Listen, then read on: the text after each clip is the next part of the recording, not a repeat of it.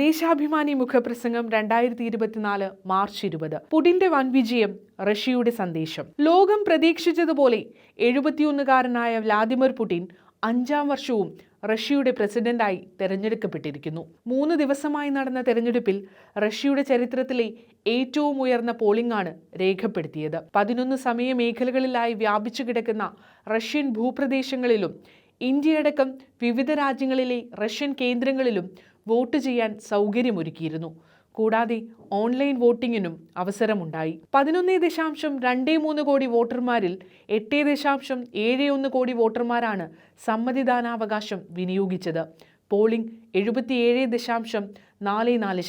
2018 നടന്ന മുൻ തെരഞ്ഞെടുപ്പിൽ ഉണ്ടായതിനേക്കാൾ 10% കൂടുതലാണിത്.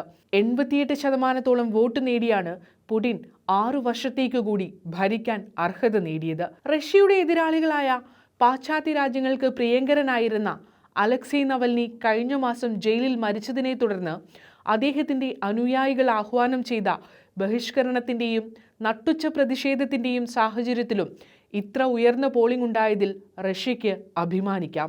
സ്വാഭാവികമായും അമേരിക്കയും കൂട്ടാളികളും തെരഞ്ഞെടുപ്പ് നീതിപൂർവകമായിരുന്നില്ല എന്ന മുറവിളി ഉയർത്തിയിട്ടുണ്ട്. എന്നാൽ ചൈനയടക്കം വിവിധ ഏഷ്യൻ രാജ്യങ്ങളും ലാറ്റിൻ അമേരിക്കൻ രാജ്യങ്ങളും പുടിനെ അഭിനന്ദിച്ചു. 2030 വരെയുള്ള പുതിയ ഭരണകാലം പൂർത്തിയാക്കിയാൽ 18ാം നൂറ്റാണ്ടിലെ കാതറിൻ രാജ്ഞിക്ക് ശേഷം ഏറ്റവും അധിക കാലം റഷ്യ ഭരിച്ച നേതാവായി പുടിൻ മാറും. തങ്ങൾക്ക് വഴങ്ങാത്ത പുടിനെ നിഷ്ഠൂരനായ സ്വേച്ഛാധിപതിയായി മുദ്രകുത്തുന്ന അമേരിക്കൻ ചേരിയുടെ തന്നെ സൃഷ്ടിയാണ് അദ്ദേഹമെന്ന് അല്പം പിന്നിലേക്ക് നോക്കിയാൽ മനസ്സിലാകും. സോവിയറ്റ് യൂണിയനെ തകർത്ത് പടിഞ്ഞാറൻ മുതലാളിത്ത രാജ്യങ്ങൾ റഷ്യയുടെ ആദ്യ പ്രസിഡന്റായി വാഴിച്ച ബോറിസ് യെൽസിനാണ് സോവിയറ്റ് രഹസ്യാന്വേഷണ ഏജൻസിയിൽ ലഫ്റ്റനന്റ് കേണലായിരുന്ന പുടിനെ പിൻഗാമിയായി കണ്ടെത്തിയത്. യെൽസിന്റെ കീഴിൽ 1999 പ്രധാനമന്ത്രിയായി അധികാരത്തിൽ അരങ്ങേറ്റം കുറിച്ച പുടിൻ ആ വർഷം ഡിസംബർ 31 യെൽസിൻ രാജിവെച്ചപ്പോൾ ആക്ടിംഗ് പ്രസിഡന്റായി. മാസങ്ങൾക്കകം തെരഞ്ഞെടുപ്പിലൂടെ ആദ്യമായി പ്രസിഡന്റുമായി. മദ്യാസക്തനായിരുന്ന യെൽസിന്റെ ദുർഭരണത്തിൽ ഭീകരമായ തകർച്ച നേരിട്ട റഷ്യയിൽ കമ്മ്യൂണിസ്റ്റ് പാർട്ടി വീണ്ടും ശക്തി പ്രാപിക്കുന്ന കാലമായിരുന്നു അത്. അത് തടയാൻ പുടിൻ പാശ്ചാത്യ രാജ്യങ്ങൾക്കും സ്വീകാര്യനായിരുന്നു. എന്നാൽ യെൽസിനെ പോലെ പൂർണ്ണമായും തങ്ങളുടെ താളത്തിന് തുള്ളുന്ന പാവയല്ല പുടിനെന്ന് മനസ്സിലാക്കിയതോടെയാണ് അവ അദ്ദേഹത്തിനെതിരെ തിരിഞ്ഞത്. 1990കളിലെ അപമാനത്തിൻ്റെ പതിറ്റാണ്ടിൽ യെൽസിൻ കുളം തോണ്ടിയ റഷ്യൻ സമ്പദ് വ്യവസ്ഥയെ പതിയെ പഴയ പ്രതാപത്തിലേക്ക് തിരിച്ചു കൊണ്ടുവന്നതാണ് പുടിന് വലിയ ജനപിന്തുണ നേടിക്കൊടുത്തത്. സാമ്പത്തിക രാഷ്ട്രീയ സ്ഥിരത ഉറപ്പാക്കി റഷ്യയെ പുനർനിർമ്മിക്കുന്നതിൽ പുടിൻ വിജയിച്ചു.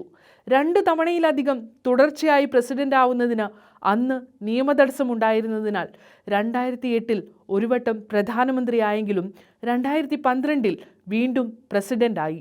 ജോർജ് ബുഷ് മുതൽ ജോ ബൈഡൻ വരെ 5 അമേരിക്കൻ പ്രസിഡന്റുമാരുടെ കാലത്ത് റഷ്യ ഭരിച്ച പുടിൻ ഒരിക്കലും യാങ്കി താൽപ്പര്യങ്ങൾക്ക് വഴങ്ങിയില്ല.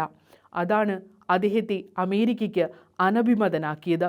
റഷ്യയും പാശ്ചാത്യ സൈനിക സഖ്യമായ നാറ്റോയുടെ കരുവാകുന്ന ഉക്രൈനും തമ്മിലുള്ള യുദ്ധം 2 വർഷം പിന്നിട്ടിരിക്കെയാണ് പുടിൻ വർദ്ധിച്ച ജനപിന്തുണയോടെ അധികാര തുടർച്ച നേടുന്നത്. തെരഞ്ഞെടുപ്പിൻ്റെ അവസാന നാളിലും ഉക്രൈൻ റഷ്യയിലെങ്ങും ഡ്രോൺ ആക്രമണം നടത്തിയത് വെല്ലുവിളിയായി തന്നെയാണ് പുടിൻ കാണുന്നത്. പാശ്ചാത്യ രാജ്യങ്ങളുടെ നിലപാട് 3ാം ലോകയുദ്ധത്തിന് ഇടയാക്കുമെന്ന് അദ്ദേഹം മുന്നറിയിപ്പ് നൽകിയിട്ടുണ്ട്.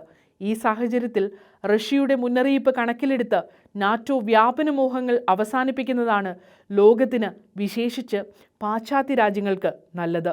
ജനാധിപത്യത്തിൻ്റെ പേരിൽ അവ നടത്തുന്ന വാചകമടികൾ വെറും പ്രഹസനമാണ് എന്നതിന് ലോകത്തിന് മുന്നിൽ ധാരാളം അനുഭവങ്ങളുണ്ട്. അമേരിക്കയിൽ കഴിഞ്ഞ പ്രസിഡന്റ് തെരഞ്ഞെടുപ്പിൽ ഡൊണാൾഡ് ട്രംപ് പരാജയപ്പെട്ടതിനെ തുടർന്നുണ്ടായ അട്ടിമറി കലാപം ലോകം മറന്നിട്ടില്ല.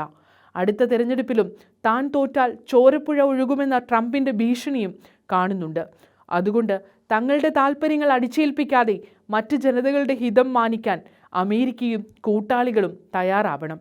അതിനുള്ള സന്ദേശം കൂടിയാണ് റഷ്യൻ ജനത നൽകിയിരിക്കുന്നത്.